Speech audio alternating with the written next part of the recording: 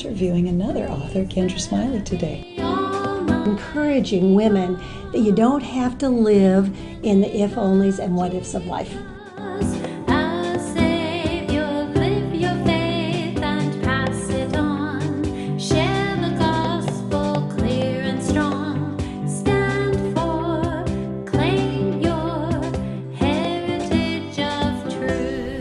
My name is Angela Breidenbach, and I'm here as a guest host author interviewing another author, Kendra Smiley, today. Welcome, Kendra. Hello, Thank you for Angela. coming. It's great to be here. And we're going to be talking about her book, Live Free, Eliminate the If-Onlys and What-Ifs of Love. Now, this is a fabulous topic for us because when we're doing this kind of a topic, we actually talk to the heart of women. So, Kendra, can you tell me what gave you the idea to write this book? Well, I met what I call everyday heroes. Yeah. Women that I saw at the grocery store in the little community where I live, who I realized had had something happen in their life that none of us wanted. A friend who had a daughter that was born profoundly mentally retarded. Wow. A friend, who had gone through a terrible marriage and a very serious, was a victim of abuse. All those sorts of things. And yet, I saw these women making godly choices. And I thought, they're never going to make the cover of, ESPN. They're never going to make the cover of Newsweek, any magazine, but they are my heroes. And so I wanted to share their stories as a way of encouraging women that you don't have to live in the if-onlys and what-ifs of life. I love that because you know what? Live Free makes sense to me. There's a lot of women that I have as heroes. Can you tell me what's one of your real heroes that you grew up with that maybe brought you into this recognition of women as heroes? Well, it's interesting because all sorts of things happened at the same time, which is how I got the inspiration to write the book. And probably the most poignant, my best friend growing up, Jane. Jane moved next door to me, to my family. Her family moved next door to my family when we were pre-kindergarten. We went to school together every day from grade K through the end of the 12th grade. Every single day we went to school together. And we were sort of opposites. And I liked to boss and she let me boss her. So it's a great friendship. That would be a hero to me. It was wonderful. And I then, when I was in college, came to know Christ as my Savior. And Jane never did. And you know that old song, that old camp song, Pass It On? Yes. I used to sing that, and I used, the part, I wish for you, my friend, this happiness that I found. And then I'd say, you can depend on him, and somebody else needs to tell you about Jesus. And it was I was a young Christian. I didn't understand that was the most important thing I could do for someone I loved. So you were sidestepping, telling your best friend. Sissy girl. Absolutely, yeah. I thought, what if she doesn't like me? Well, come on. Okay, I've grown up since then. And she walked with you from kindergarten. Very, very good friends. Well, then something happened in her life. She had one sibling, and of course that sibling lived next door, also an older sister, Jill. Jill ended up coming to Christ as an adult after college, and through Moody Church, and then started actually working at Moody Publishing. Jane and Jill. Jane, it makes it complicated. And I had never had the opportunity to hear how Jill had come to know Christ. Well, one day I was at the Illinois State Fair selling Christian books. No one wants to buy a Christian book at the Illinois State Fair. They want to go to the pig races. But I was there doing my duty and really having fun. And along came Jill, the older sister, who loved Jesus. Right. And she worked for Moody Publishing. I had started writing. We got so excited. And it was incredible. I came home from that experience, which was hot and very humid. Oh, yes. And said to my husband, it was the most wonderful serendipity. It was the best thing about this last 6 months, just to connect with her. Yeah. That evening she was killed in an automobile accident. And I called Jane the next morning as soon as I heard about it. And I said, Jane, Jill and I spent 35, 40 minutes talking to one another. She said, Kendra, I want you to remember every word. Will you meet me at my parents' house? I just lived probably a half hour from her parents. I see this coming. I have the chills. Keep going. She lived 3.5 hours away. We met at her parents' home, and we stole away into the bedroom, her bedroom. And I said, well, first we talked about how much she looks like her mom and I look like my mom, and about your sweet baby that you just had. I said, but Jane, we talked about Jesus. That's what we talked about, because he was the most important being in Jill's life, and he's the most important to me. And Jane, who I got to boss around for 18 years. You don't get to boss somebody to Jesus. Well, but you know what she said? She said, Kendra, I want to be a Christian. Tell me what to do. It It was so true to form.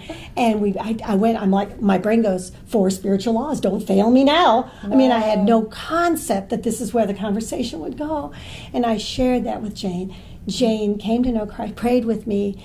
And interesting, here's a great sidelight. Okay. She said, Kendra, that's just, after I went through the 4 spiritual laws and we prayed, that's just like that little book. And I said, Jane, that book, she went over and got out of her pocket a booklet she had picked up in the restroom of a fast food restaurant. Oh my gosh. On her way home to her mother and father's home. You never know who's going to It was the 4 seed. spiritual laws. And she read it. And she read it. She picked it up in a bathroom. Yes, she read it. and read it about an hour before I shared those with her. I said, when I get to heaven, I hope somebody's name tag says, hi, I'm the lady that left the booklet with the 4 spiritual laws. And it's just, in fact, I just talked to her very recently, and she walks with Christ. She has one daughter who went to a Christian college who's a wonderful ambassador for Jesus Christ. And that's probably the story that I've known her the longest of all the people that I write about. And so did Jill become your hero through this? Jesus did. Jesus. Yeah, absolutely. Every chapter starts with the word choose, because I believe that we don't have to be victims. I'm the adult child of an alcoholic. That's not something you stand in line for. Hey, I'd like to do that. Another thing we have in common. It's got its weirdness with it, right? My husband every once in a while goes, "Where did that come from?" And I think, "Oh, sorry. Oh, wait a minute, I might know." Yeah, exactly. And that I could live in that. You could too. You could say, if only. Well, if only my dad. And my dad was a functional alcoholic. He was a dentist. Wow. He was a pillar in the small community where we lived. And he was about every other day of my life, he was drunk. And he drank to oblivion. Wow. Then he got up the next morning and went to work and pulled people's teeth and made crowns and things. I mean, it was really a strange, and of course that was my normal, which was very abnormal. Right.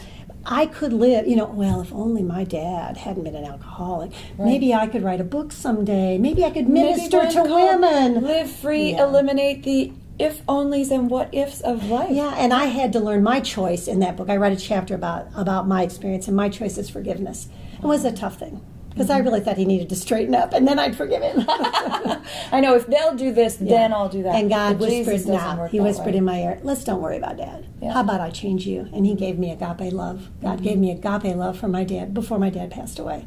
So it's incredible. It's just, God is so willing to help us not live in the if-onlys and what-ifs if we're willing to pay attention to what his word says. He doesn't give us rules to make us unhappy. No. I told I was in youth ministry, high school youth ministry. So was I. Oh my goodness. Twins, separated birth. I know. There we go, blonde brunette. Yeah. We got it. High school youth ministry for 20 years. And a little girl said, why does God have all those rules? I said, it's like when you get a new game at Christmas and you read the instructions in the top of the box. Why do you read them? So you'll win. God gives us those instructions out of love, so we'll win. What a great analogy. Oh, it's hanging out with teenagers. Oh, I know. I love that analogy. Yeah. Let me ask you something. When you were writing this book, did it take you to those deep places? Were you able to write a chapter here that just meant the most to you, and did it make you cry? Every single chapter meant a great deal to me. There's a chapter called Choose Joy, and it's about a woman who was my mentor in mothering, my mentor in speaking, my mentor just in life, and she found out she had breast cancer. And it was interesting because she was with her the day her hair fell out, and that was the only thing she didn't want to deal with. She didn't mind feeling sick, but she did not want her hair to fall out. Yeah. And so she had a wig, and we were together, and it fell out in handfuls. And we started crying that day, and I realized we weren't so much crying for the hair, because she was blonde like me, and she said we blondes, we don't go gray, we just lose our pigment. And so she was pretty. I don't have any pigment. Yeah, she was pretty lighthearted with that, but we cried because of the things she didn't want to miss in life. She had 2 kids that were teenagers, and we wept. She wanted to see them graduate from high school. She wanted to see them go to college, get married, have babies.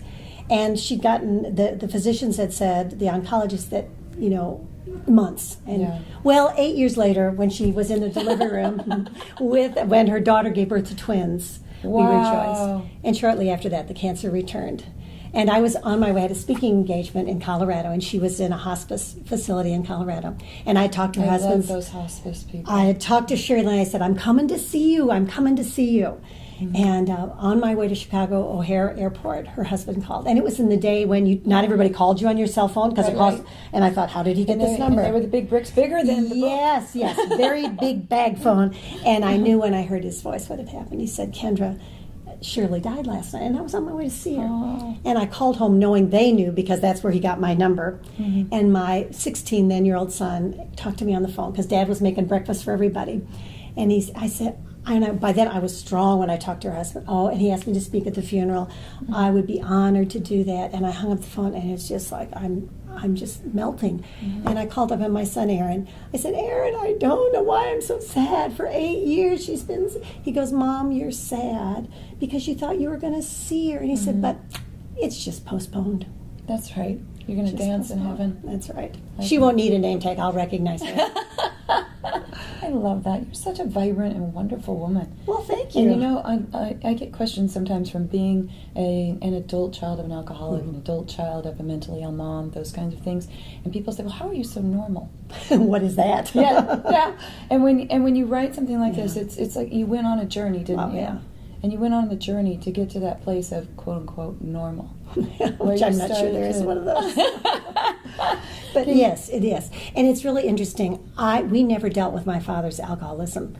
My mom just had all the burden on herself. My mom went to her grave with her song unsung. Oh. My mom was a beautiful woman. She was brilliant. She was bilingual. But she was embarrassed. What did she speak? English and German. I know 14 words. I'm thinking one might be naughty. I'm not sure. Anyway, I try not to use them. But she was an amazing woman. But she said to me one time, and I pray that her faith was real and that she's with Christ now. She said to me, I did one foolish thing in my whole life, and I've paid for it the rest of my life. And I said, oh, Mom, God doesn't work that way. God doesn't work that way. But living through that, we didn't ever deal with it when I was a child. The first time, my husband, actually, I had been married, I was 20 years old when I got married. He was in the military, went to pilot training. We got married 5 days before that, and off he went to learn how to fly jet airplanes.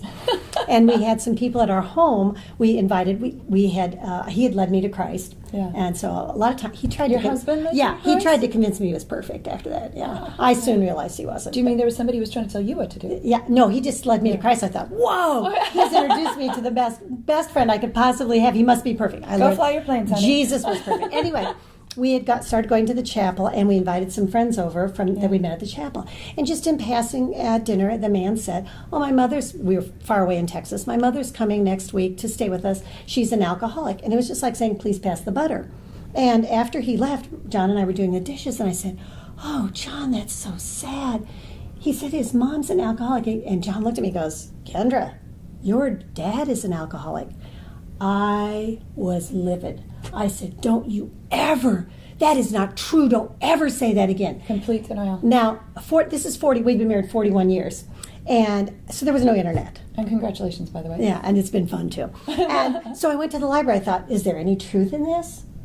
Could he possibly? I thought alcoholics had to live at least in Chicago. You're from Montana. It must be Bozeman. Right. Yeah. No, it must be in the gutter. Or, they can't have kids who went to college and are trying to be good citizens. And they drink things in a bag, Not a guy who goes who's respected in the community. My stepdad worked for IBM. Yeah, absolutely. So, yeah. Well, and so I thought that's how I'd convinced myself, even though I didn't look at the truth. And I went to the library and I checked out some books.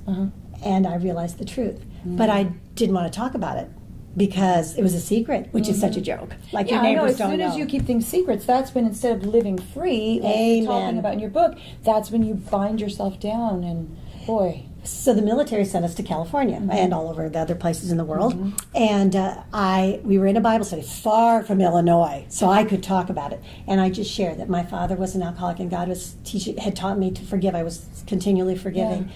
And afterwards, the next morning, on our little apartment door, there was a knock. And it was a woman that had been at the Bible study with her husband. And she said, Kendra, last night we went home and we talked for the very first time about the fact that my mother's an alcoholic. Thank you for sharing that. And I thought, ding, ding, ding, sounds going right. In my pain, maybe I can help other people. And that was the beginning. And it was tough when my mom read the book.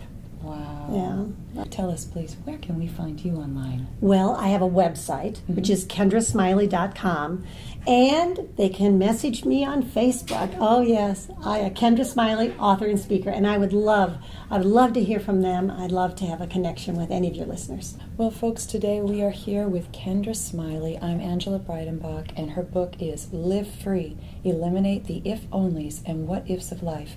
And I think she shared with us today, what if she hadn't gone through it to have the ministry she does. So thank you for being with us.